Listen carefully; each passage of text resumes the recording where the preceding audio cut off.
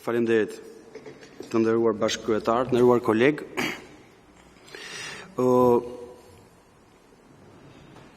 Ajo që përkufizoj me dëshirën e mirë për të gjetur diçka të mirë nga raporti OSBE Odirit zonja Mara, është në fakt përkufizimi i autokracisë elektorale që përmendi zonja Vokshi. Do të thotë që ka konkurrencë, sigurisht që konkurohet, por ti nuk ke asnjë shans përballë qeverisë, sepse thotë OSBE Odiri nuk kuptoi vije demarkacionet midis shtetit dhe partisë në pushtet.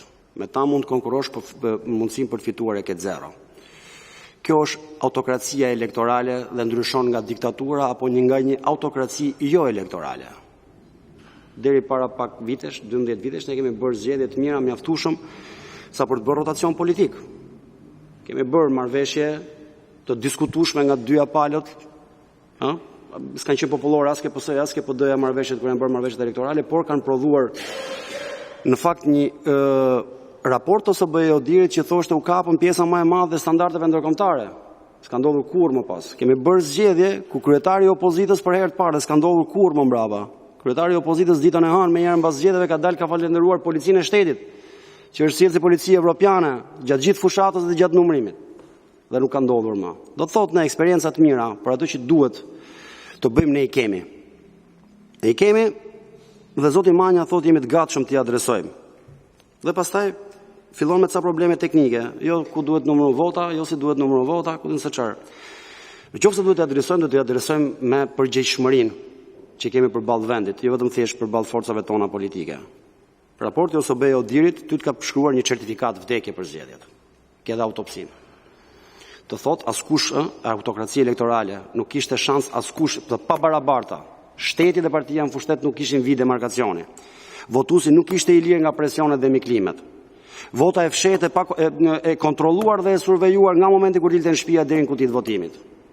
Të përmend sistemin e patronazhistëve që të tregon në mënyrë kapilare se si janë kontrolluar zgjedhësit.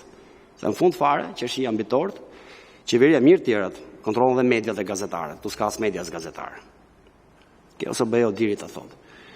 Tashti, në këtë kadavrën që është shtrirë në tavolinën e morgut, që janë zgjedhjet, Ulësiu me drejt thotë se aty brenda ka raporti autopsisë e identifikon me flokë gjata, me thonjë kaq, atja presim pak flokët dhe thonjë dhe se rregullojmë mirë. Nuk kemi ul për këtë, zoti Manja.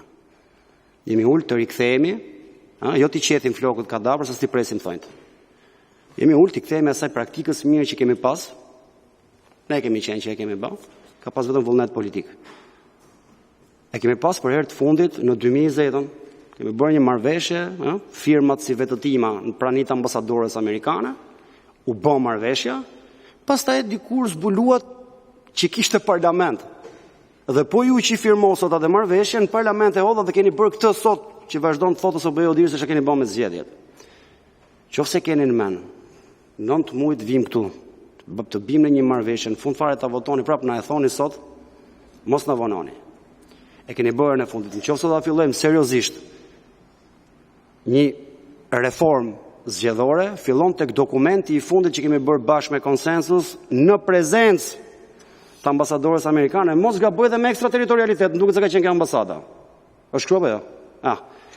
Hajde të rikthehemi atij dokumenti që paftyrësisht u rrëzu në parlament, u ndryshu kushtetuta, u ndryshu ligji zgjedhor, u ndryshu gjithçka, pa pjesëmarrjen tonë. Dhe në fund fare sigurisht ka drejt zoti Gjiknuri kur thotë ka qenë 2015 që vjen kjo problematikë dhe nuk adresohet.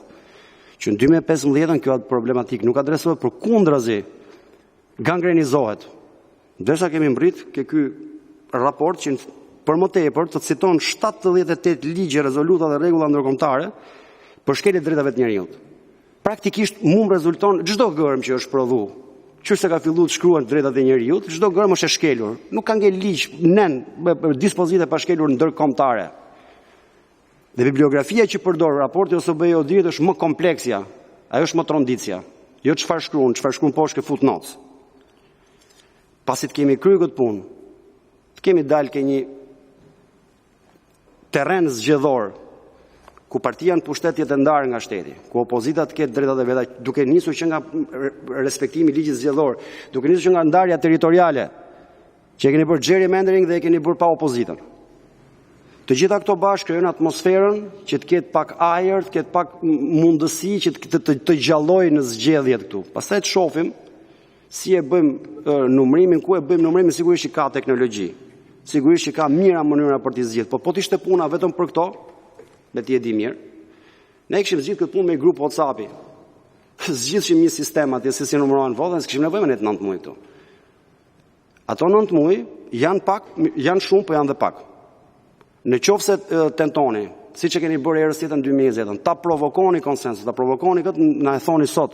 Kemi punë tjera për të bërë. Në qoftë se ne këtu sot mbas 9 muajsh provojmë realisht një material të mirë, dhe në fund fare ju e hidhni në parlament siç e bëte herës tjetër në 2020, po ja them dhe herë na e thoni sot. Se sa për raportin e OSBE-Odirit, rekomandimet që ka dhënë, rekomandimet, unë presi do thonë edhe depolitizimin e komisioneve zgjedhore.